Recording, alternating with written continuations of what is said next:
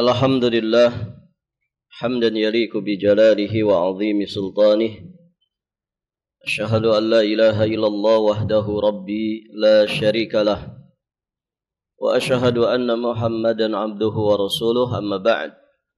Allahumma inna nas'aluka ilman nafi'an wa rizqan tayyiban wa amalan mutaqabbala.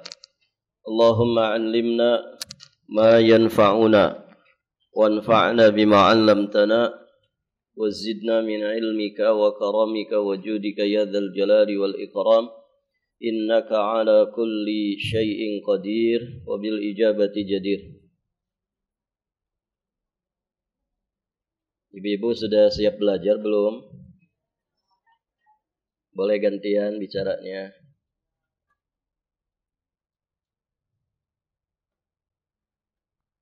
Atau mau ngobrol dulu, silakan.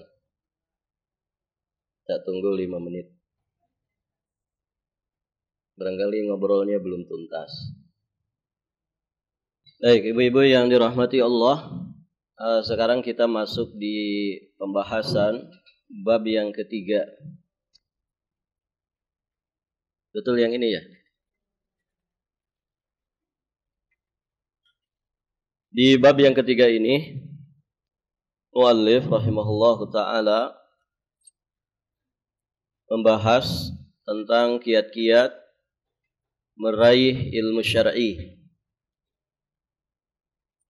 Beliau sampaikan sudah dimaklumi bersama bahwa jika seseorang ingin menuju ke suatu tempat, maka dia harus mengetahui jalan ke tempat itu.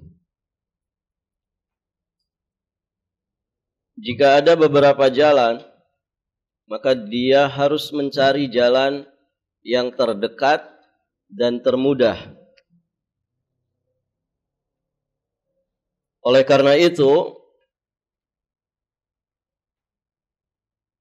termasuk hal yang sangat penting bagi para penuntut ilmu adalah membangun metode pencarian ilmunya di atas beberapa landasan yang pokok, tidak melangkah secara membabi buta, yakni tidak bertahap. Maka siapa yang tidak menetapkan landasan pokok, dia tidak akan berhasil. Man hurrimal usul, hurrimal wusul. Nah, yang dimaksud dengan landasan pokok itu adalah dalil-dalil dari Al-Quran dan juga Sunnah, serta kaidah-kaidah dan batasan-batasan yang diambil dengan cara menelaah keduanya. Jelas ya, dari sini kita memahami bahwa dalam urusan dunia saja, segala sesuatu mesti dengan tahapan prosesnya. Orang kalau belajar ilmu dunia saja, maka mesti dari yang mendasar, pelajaran-pelajaran mendasar. Maka lebih-lebih lagi belajar ilmu agama. Kalau orang terkait dunianya saja, mereka mengikuti prosesnya, mengikuti tahapan-tahapannya. Tidak ada ceritanya orang masuk usia 7 tahun langsung masuk kuliahan. Usia 7 tahun ya masuk SD, kan begitu. Pelajaran SD tidak diberikan ya di bangku kuliah. Pelajaran kuliahan juga tidak disampaikan di PAUD.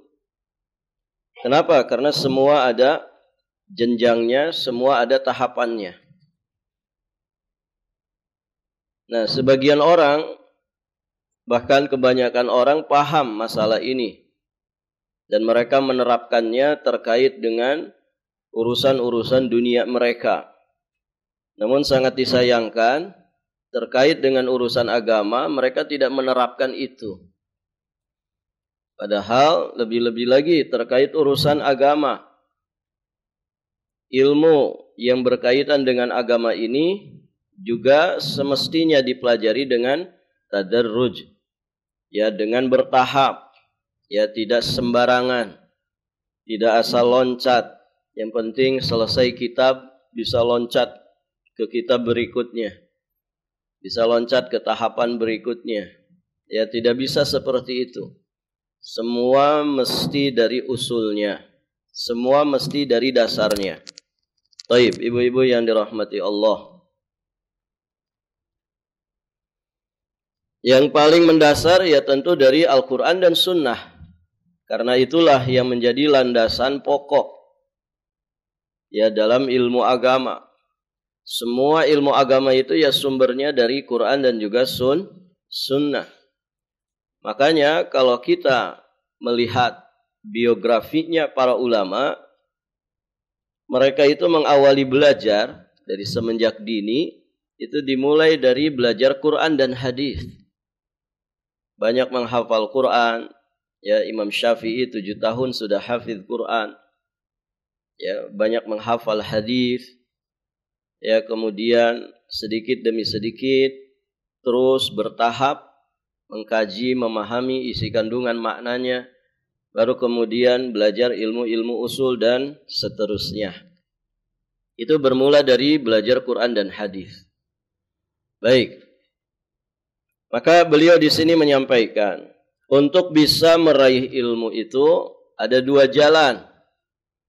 Yang pertama, mengkaji dari kitab-kitab terpercaya yang ditulis oleh para ulama, yang ilmunya, amanahnya, keselamatan akidahnya dari bid'ah dan khurafat memang sudah ma'ruf, ya sudah dikenal.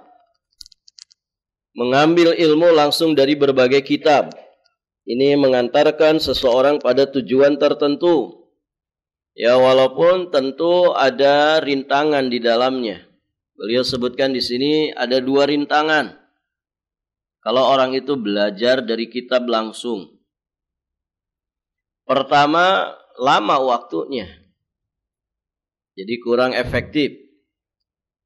Kemudian yang kedua, pada umumnya ilmu orang yang mengambil ilmu dari kitab itu lemah.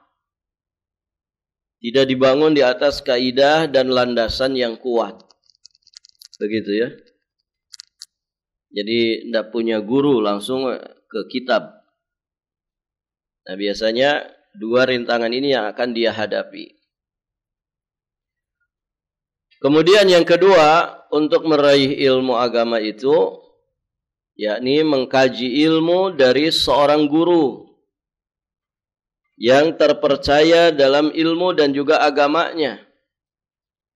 Cara ini jelas lebih cepat dan lebih sempurna dalam meraih ilmu, karena terkadang cara pertama dapat membuat penuntut ilmu itu sesat tanpa disadari.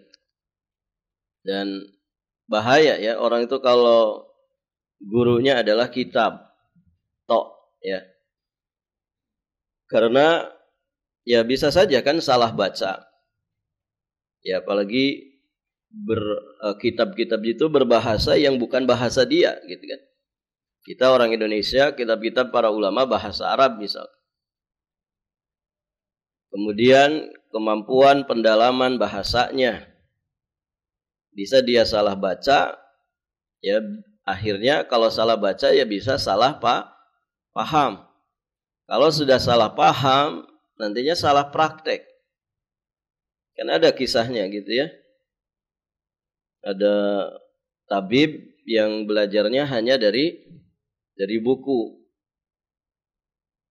Dia dokter, suka ngobatin orang, tapi tidak punya guru, tidak belajar. Ya belajarnya langsung dari kitab. Ada tulisan alif, lam, ha, kemudian ba sama tak marbutoh. Yang kalau dibaca al-habbah. Ha, ba sama tak marbutoh. Habbatun gitu kan.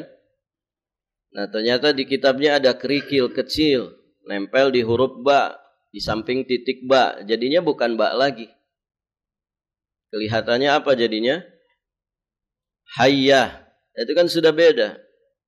Habbah itu biji, kalau hayyah itu ular. Jadi dia baca harusnya habbatus sauda dawaun likulli da. Habbatus sauda itu adalah obat dari segala macam penyakit. Ya, karena dia tidak pakai guru, hanya baca buku saja. Tadi gara-gara kerikil kecil, ya, yang nempel di kertasnya itu persis di samping titiknya ba. Jadi dia baca hayyatus sauda dawaun likulli da. Jadi katanya ke pasiennya obatnya adalah ular hitam, ya, bukan jintan hitam, bukan habbatus sauda, tapi ular hitam. Kamu cari saja ular hitam, bukan sembuh, ya, malah mati. Dipatok ular hitam. Nah, ini berbahaya. Orang bisa salah baca. Bisa salah baca, akhirnya salah di dalam memahami. Kalau salah di dalam memahami, ya sesat akhirnya. Harusnya menyembuhkan, malah mematikan. Nas'alullah as-salamah wal afiyah. Itu contoh kecil, ya, contoh kecil. Barakallahu fikum. Nah, bagaimana terkait dengan urusan agama? Terkait dengan kesehatan batin, terkait dengan kesehatan hati. Wah, ini bahaya, ya, kalau belajar tanpa guru.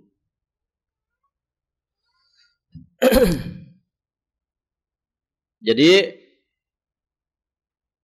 belajar hanya dari kitab itu terkadang membuat penuntut ilmu itu sesat tanpa dia sadari. Baik karena salah memahami maupun karena keterbatasan ilmunya atau karena sebab lainnya. Intinya bisa sesat. Adapun cara kedua yang belajar pakai guru, maka di dalamnya ada diskusi, memberi dan menerima dengan para pengajar, sehingga terbukalah pintu yang lebar bagi para penuntut ilmu untuk memahami, menyelidiki, serta mengetahui cara membela pendapat yang benar dan membantah pendapat yang lemah. Nah, jika kemudian penuntut ilmu itu menggabungkan kedua cara di atas, maka jelas itu lebih baik dan lebih sempurna. Barakallahu fikum.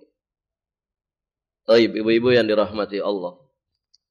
Di masa ini Allah Subhanahu wa taala banyak sekali memberikan kemudahan. Gitu ya. Jadi dulu orang kalau pengen dengerin kajian ulama, ya harus datang.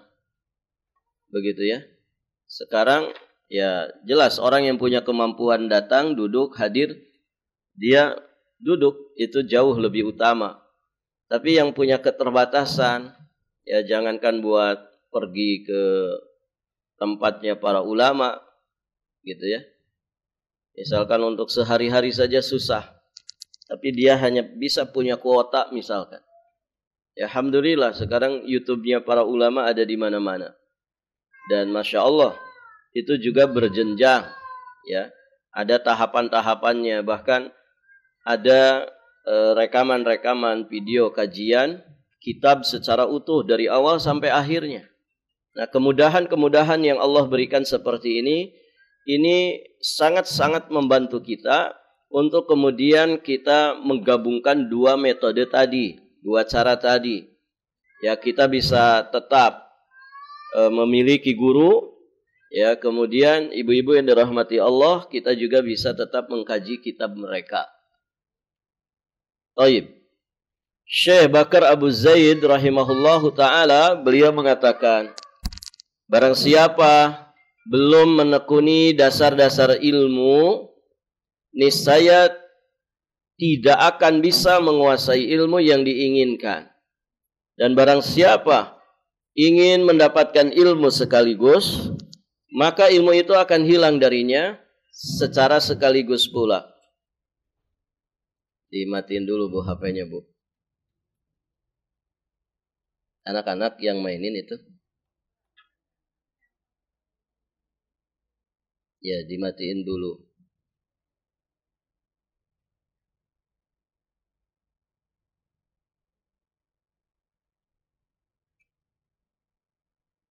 Ada sebuah ungkapan mengatakan, penuh sesatnya ilmu yang didengarkan secara berbarengan itu akan menyesatkan pemahaman. Dari sini maka harus ada pendasaran terhadap setiap ilmu yang akan dikuasai.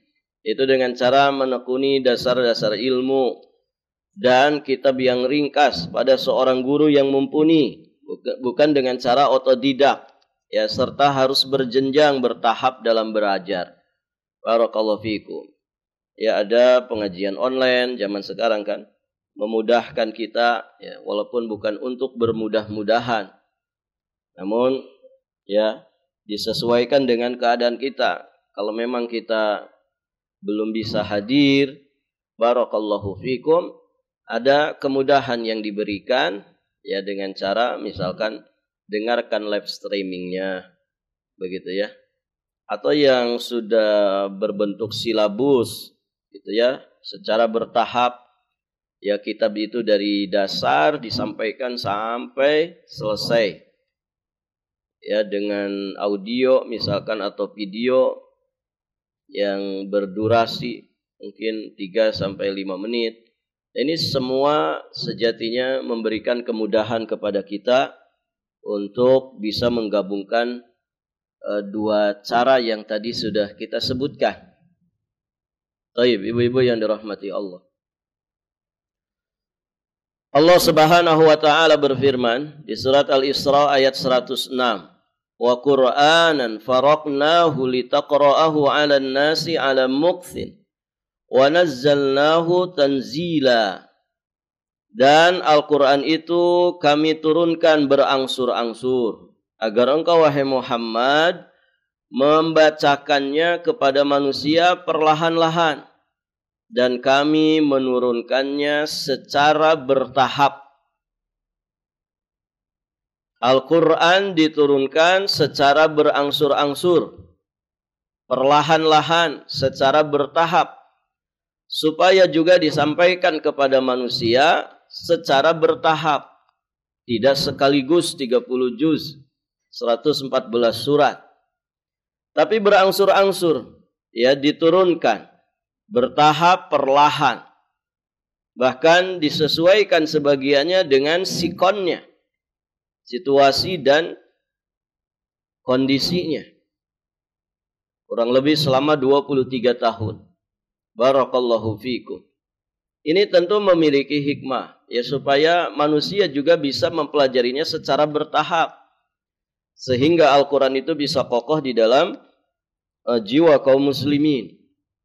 Baik, ibu-ibu yang dirahmati Allah. Dan memang manusia itu begitu. Manusia itu ibu, segala sesuatunya berproses, kan begitu. Dari mulai air mani, kemudian jadi segumpal darah, jadi segumpal daging, berproses itu. Nanti akhirnya ada tulang dibalut dengan daging, jadilah kemudian jabang bayi sampai berol ke alam dunia. Ketika keluar ke alam dunia langsung berlari ibu, langsung bisa diajak ngobrol. Kan tidak. Semua juga bertahap, berproses. Begitu kan? Nanti usia 0 bulan sampai sekian bulan, paling bunyinya aw-aw aja. Gitu ya. Bisanya nangis. Ya. Barakallahu fikum. Nanti mulai dia bisa duduk, dia bisa enggong-enggong. Ya. Duduk dengan 2 lutut sama 2 tangannya. Nanti cuman goyang-goyang aja, ngonggong namanya. Habis itu bisa ngorondang, ya, bisa mulai jalan dengan 2 lututnya sama 2 tangannya. Nanti mulai bisa duduk, mulai bisa berdiri, mulai bisa berjalan, terus bertahap seperti itu. Begitu. Beda dengan binatang. Ya, binatang, barakallahu fikum, kadang dia brol, lahir, ya dijilatin sama ibunya sebentar saja langsung bisa berdiri. Langsung bisa berdiri. Tidak lama prosesnya. Nah kalau manusia itu ada proses. Maka demikian sesuatu yang dia terima pun seperti itu. Ini mic-nya ini ya, berangin. Cek satu. Baik, ibu-ibu yang dirahmati Allah. Di ayat yang lain Allah tegaskan. Ya, di surat Al-Furqan ayat 32. Wa qala alladzina kafaru laula nuzzila alaihi al-Qur'anu jumlatan wahidah. Kadzalika linutsabbita bihi fuadak wa rattalnahu tartila. Dan orang-orang kafir berkata, mengapa Al-Quran itu tidak diturunkan kepadanya sekaligus saja? Apa jawaban Allah? Kadzalika linutsabbita bihi fuadak. Nah, di sini hikmahnya. Demikianlah Al-Quran itu memang diturunkan tidak sekaligus, berangsur-angsur, pelan-pelan, bertahap. Supaya apa hikmahnya? Linutsabbita bihi fuadak. Ya, supaya kami memperteguh hatimu wahai Muhammad dengan Quran itu. Warattalnahu tartila, dan kami membacakannya secara tartil, berangsur-angsur, perlahan dan benar. Begitu. Nabi pernah ya ketika dibacakan Al-Quran oleh malaikat Jibril, kemudian beliau mengikutinya secara cepat. Maka kemudian ditegur oleh Allah Subhanahu wa taala. Apa di surat Al-Qiyamah itu, Ibu? Coba buka surat Al-Qiyamah. Hafal surat Al-Qiyamah kan, Ibu? Alhamdulillah. Hafal nama suratnya saja. Al-Qiyamah. Baik. Apa kata Allah?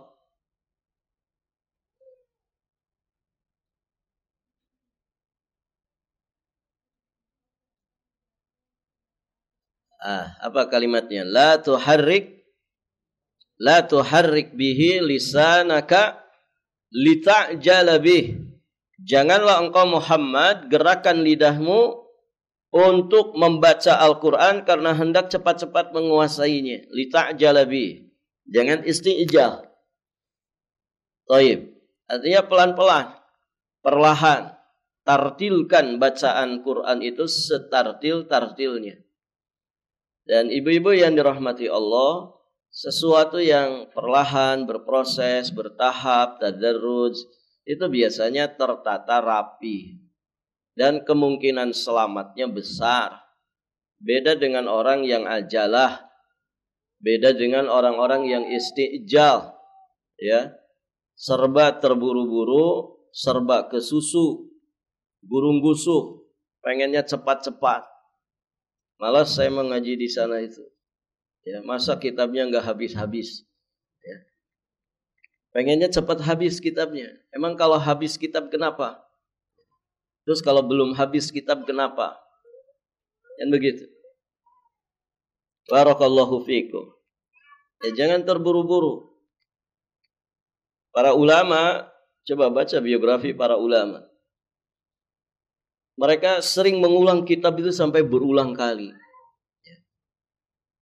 Kita kadang baru satu hatam saja, begitu kan? Dengan waktu yang singkat, ya, hanya bacain terjemahnya saja misalnya.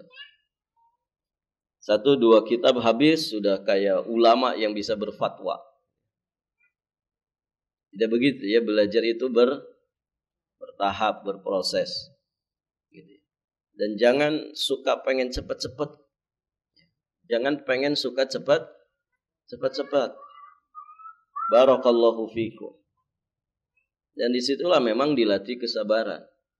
Ya, para ulama banyak yang menghatamkan Sahih Al-Bukhari itu bisa puluhan kali, Ibu. Puluhan kali. Sahih Bukhari itu dibaca bolak-balik puluhan kali. Kitab-kitab yang lain juga sama. Ya, sebagian para ulama menulis ya biografi para ulama yang menghatamkan kitab itu berkali-kali. Tentu selain kitabullah azza wa jalla. Kalau kitabullah jelas. Imam Syafi'i satu Ramadan 60 kali khatam. Gitu ya. Ini kitab-kitab di luar itu. Kitab-kitab yang ditulis para ulama. Nah, ibu-ibu yang dirahmati Allah. Jadi itu semua dalam rangka supaya memperteguh hati Nabi Muhammad dengan Al-Quran itu. Di ayat yang lainnya di surat Al-Baqarah ayat 121.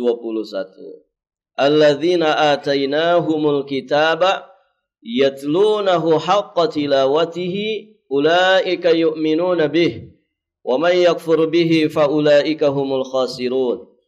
Orang-orang yang telah kami beri Alkitab kepadanya, mereka membacanya sebagaimana mestinya. Mereka itulah orang yang beriman kepadanya. Dan barang siapa yang ingkar kepadanya, mereka itulah orang-orang yang rugi. Perhatikan. Alkitab ketika dibaca sebagaimana mestinya, maka akan menghasilkan keimanan. Ada tadzakur, tafakur, dan tadabbur. Barakallahu fiikum. Tapi orang yang kemudian tidak mau membaca kitab sebagaimana mestinya, maka kitab itu tidak banyak memberikan apapun kepada dirinya. Baik. Nah, berikut ini beberapa perkara yang harus diperhatikan pada setiap disiplin ilmu yang hendak dipelajari. Yang pertama, menghafal kitab ringkasan tentang ilmu tersebut. Ringkasan itu biasanya matan-matan itu. Ya, di pelajaran akidah itu matan kitab apa gitu ya, dari yang dasar sampai yang menengah sampai yang kitab-kitab tinggi, itu dihafalkan matan-matannya. Ini termasuk tahapan awal ya dalam belajar. Tentu setelah atau dibersamai dengan menghafal Al-Quran dan juga hadis-hadis. Yang kedua, menguasainya dengan bimbingan guru yang ahli di bidangnya. Gambaran-gambaran seperti ini tentu akan sangat mudah digambarkan ya dalam dunia pesantren, gitu ya. Artinya satu lingkungan yang memang sudah terkondisikan, gitu ya. Kalau di pesantren, ibu-ibu yang dirahmati Allah, ya kitab-kitab matan itu dihafal ya, dari Ushulus Tsalatsa, kemudian Qawaidul Arba, kemudian nanti naik ke Kitabut Tauhid, Aqidah Wasithiyah, Aqidah Tahawiyah, begitu ya. Nah, itu matan-matannya itu dihafalkan. Nanti dalam bab fikih juga demikian ya. Di dalam bab fikih ada matan-matan fikih ya sesuai dengan madhab masing-masing.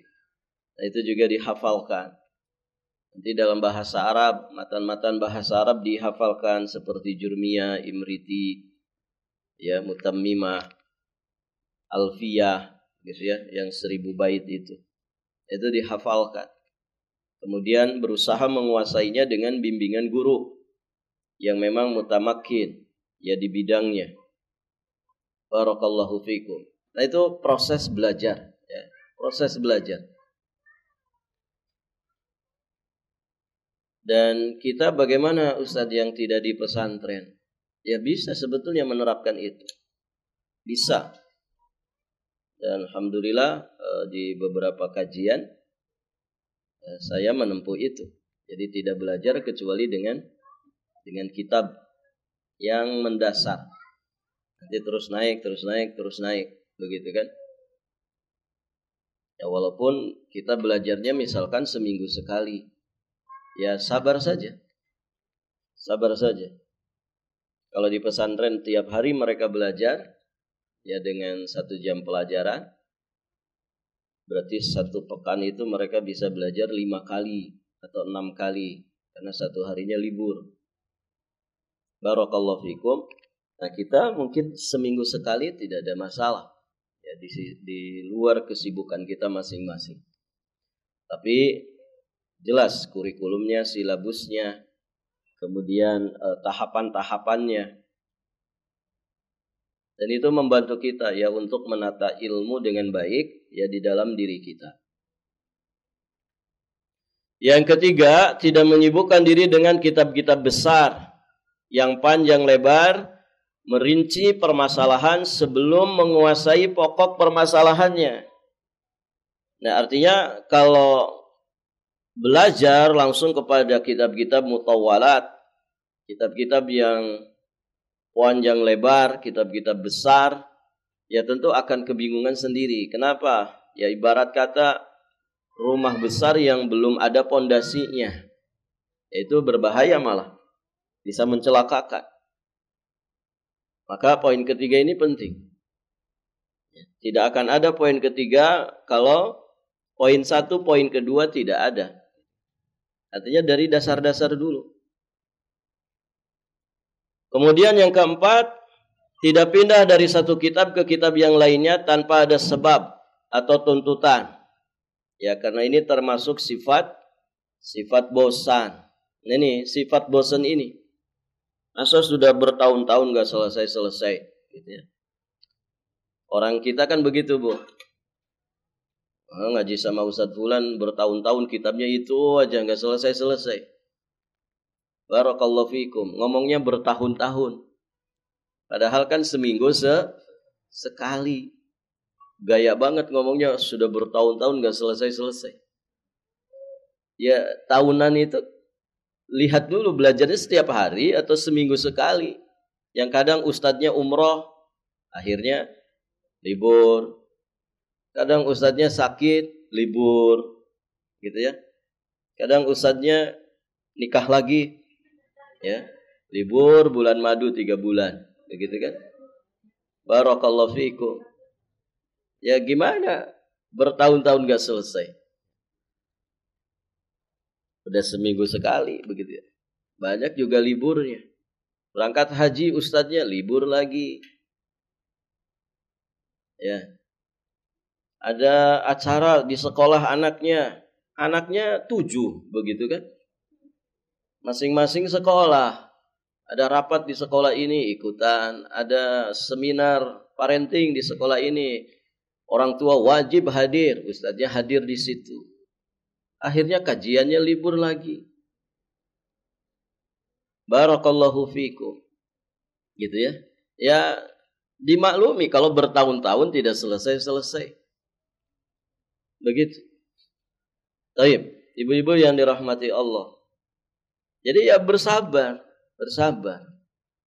Justru sebetulnya ya kalau misalkan belajarnya cuma seminggu sekali, itu kan ada kesempatan sebelum dipelajari dibaca dulu sama murid-murid. Sehingga ketika Ustadz menjelaskan itu, dia sudah dalam keadaan setidak-tidaknya ada gambaran besar. Oh, yang akan dibahas Ustadz ini bab ini. Alhamdulillah saya sudah baca. Bahkan kalau bisa dihatamkan. Ya, sebelum apa? Sebelum kitab itu selesai dipelajari. Imam siapa? Imam Syafi'i. Ya, ketika mau belajar kitab Muwatta ke Imam Malik di kota Madinah, beliau bukan hanya sekedar selesai baca, tapi sudah dihafal semuanya kitab itu. Masya Allah. Begitu. Ibu ada yang sudah hatam kitab ini? Belum ya, karena apa? Ya karena yang dibaca yang mau disampaikan Ustadz. Atau yang sudah disampaikan Ustadz aja mungkin tidak dibaca lagi. Anggap sudah selesai. Baru baca bersama dengan Ustadznya baca, kan begitu. Barakallahu fikum. Kadang ya nyimpen pita halamannya salah gitu. Ketika ditanya sudah sampai mana, salah-salah. Nah itu ibu yang dirahmati Allah. Artinya apa? Ya ada sekian banyak yang mesti harus ditingkatkan dalam diri kita, dikoreksi dalam diri kita. Gitu ya. Dan istijal itu tidak baik. Ya, tergesa-gesa, terburu-buru itu tidak baik. Belajar itu bertahap. Yang penting itu kita dapat faidah sehingga tambah iman kita, tambah semangat di dalam kita beramal soleh, tambah semangat kita di dalam beribadah kepada Allah Subhanahu wa taala. Berikutnya, mencatat fawaid. Fawaid itu faedah-faedah dan juga kaidah-kaidah ilmiah. Ini juga penting. Jadi mesti bawa buku catatan karena ada faidah nanti yang bisa kita dapatkan. Intinya dicatat, kalau ada faidah tambahan dari guru kita, maka dicatat. Tidak masalah mungkin saat kita hadir, catatnya yang penting dicatat aja dulu. Tidak rapi, tidak apa-apa. Nanti di rumah dirapihkan. Sekalian murojaah. Baik. Kemudian yang keenam, membulatkan tekad untuk menuntut ilmu dan meningkatkan keilmuannya. Jadi memang belajar itu butuh ijtihad. Sebagaimana nasihatnya Imam Syafi'i. Karena menuntut ilmu itu sama dengan jihad. Jadi jihad itu harus punya semangat nggak Ibu? Iya. Bagaimana jihad kemudian loyo orangnya? Ngantukan. Ya. Baru berbaris misalkan. Nguapnya sudah 5 kali. Gimana mau jihad? Nah, nuntut ilmu itu kan jihad. Berarti butuh kebulatan tekad. Semangat yang membaja. Untuk apa? Untuk rakus.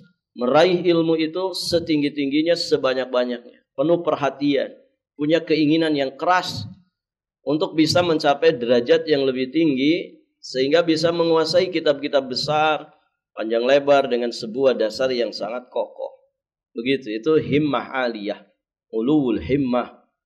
Ya, punya semangat yang sangat-sangat tinggi. Begitu.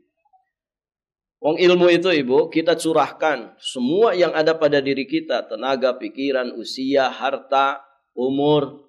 Begitu ya. Itu ilmu hanya ngasih sebagian kecilnya saja.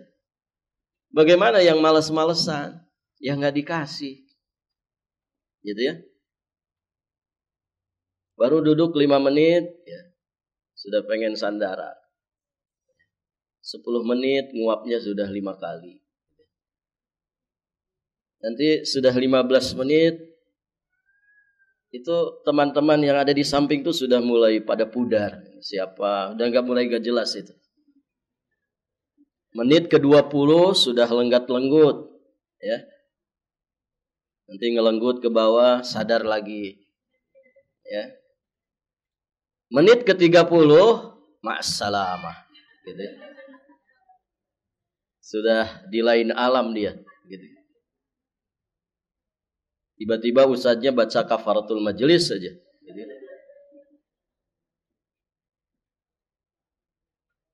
Ya, itu masih mending Ibu daripada yang tidak hadir. Ya. Ya, berkah-berkah majelisnya begitu kan. Tapi giliran ada snack habis kajian, nggak ada itu yang ngantuk. Ibu-ibu jangan pulang dulu ya, ada bakso. Oh, dia antrian pertama, Bu. Barakallahu fiikum. Harus ada semangat, harus ada semangat. Dan semangat itu muncul dari mana, Bu? Dari hati. Semangat itu muncul dari hati yang bersih. Ya, dari hati yang bersih.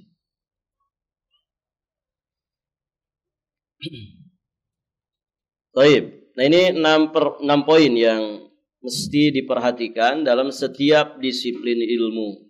Karena nanti kan disiplin ilmu dalam agama Islam itu banyak ya.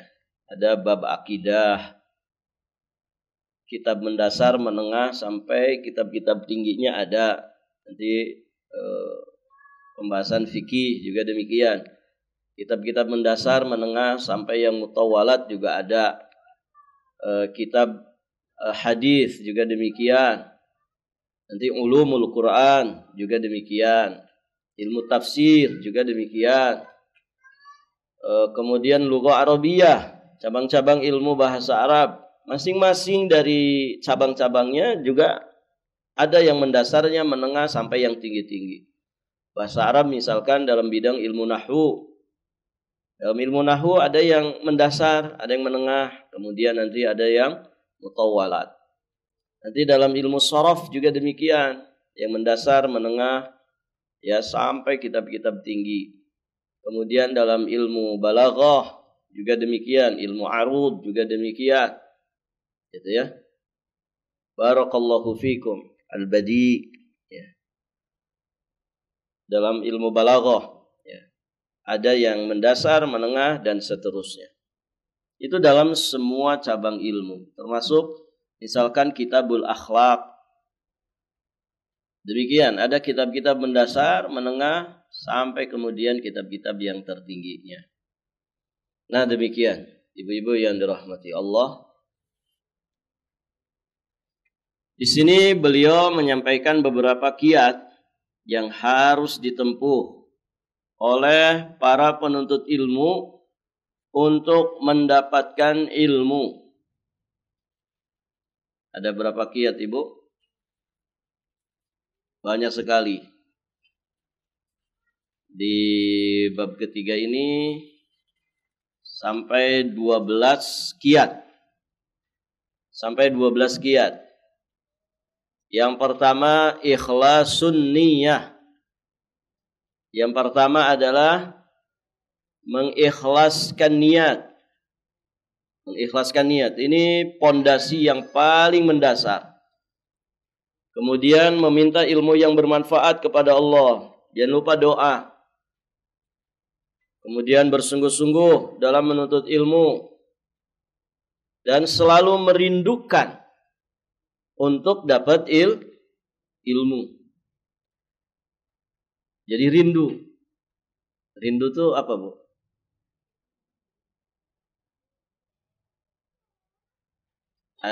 I miss you, apa artinya? I miss you apa artinya? Aku merindukanmu kan? Nah, miss you-nya itu ke ilmu. Kapan ya ada kajian lagi? Kapan belajar lagi kita? Kangen gitu sama ilmu. Kemudian ada menjauhkan diri dari dosa dan maksiat dengan bertakwa kepada Allah. Jelas itu. Karena dosa itu penghalang orang dapat ilmu. Kemudian tidak boleh sombong. Juga tidak boleh malu dalam menuntut ilmu. Tidak boleh sombong, tidak boleh malu. Berarti ya tawadu dan punya semangat dalam menuntut ilmu. Mendengar baik-baik pelajaran yang disampaikan ustadz, syekh atau guru. Itu kiat ke-6. Jadi dengarkan baik-baik. Jangan ustadznya bicara, jamaahnya ikut bicara. Ngobrol. Dan memang asik banget itu, Bu. Ngobrol sambil taklim tuh asik banget. Kenapa asik? Ya karena dibantu setan. Gak usah didengerin tuh ustadznya. Kita ngobrol aja. Tema apa kita? Ya. Kemarin jajan apa tuh di Liping? Gitu. Ada yang enak nggak? Kemarin saya nggak jadi ke sana. Ya macet banget. Itu sedang taklim ngobrolin makanan. Barakallahu fiikum. Ya. Dan itu memang enak banget gitu. Kenapa? Dibantu setan. Akhirnya pelajaran yang disampaikan tidak kedengaran. Terus yang ketujuh, diam ketika pelajaran disampaikan. Ya, gimana kalau tidak diam? Ustadznya bicara, muridnya bicara. Terus apa yang mau didapatkan? Ya mesti salah satu diam. Kalau murid mau bicara dulu, ya ustadznya yang diam. Begitu kan? Kalau ustadznya bicara, murid yang diam. Karena harus diam. Salah satu di antara dua ini harus diam. Kalau nggak diam, nggak jalan itu. Kemudian berusaha memahami ilmu syar'i yang disampaikan. Nanti ada kiat memahami ilmu yang disampaikan. Menghafalkan.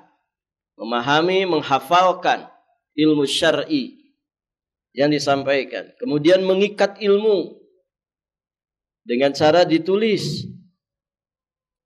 Kemudian mengamalkan ilmu syar'i. Ya, proses berikutnya, kiat berikutnya diamalkan. Kemudian terakhir didakwahkan. Nah itu 12 kiat untuk meraih ilmu syar'i dengan sebaik-baiknya yang disampaikan oleh penulis rahimahullahu ta'ala. Dan itu kita bahas nanti saja. Jadi ada berapa kiat, Bu? 12. Sudah, yang penting hafal dulu 12. Nanti rinciannya nanti saja. Baik ibu-ibu yang dirahmati Allah, kita akhiri dengan doa kafaratul majlis. Subhanakallahumma bihamdik, asyhadu an la ilaha illa anta astaghfiruka wa atubu ilaik. Hadanallah wa iyyakum ajma'in. Wallahul muwaffiq ila aqwamit thariq. Al-'afwu minkum. Wassalamu alaikum warahmatullahi wabarakatuh.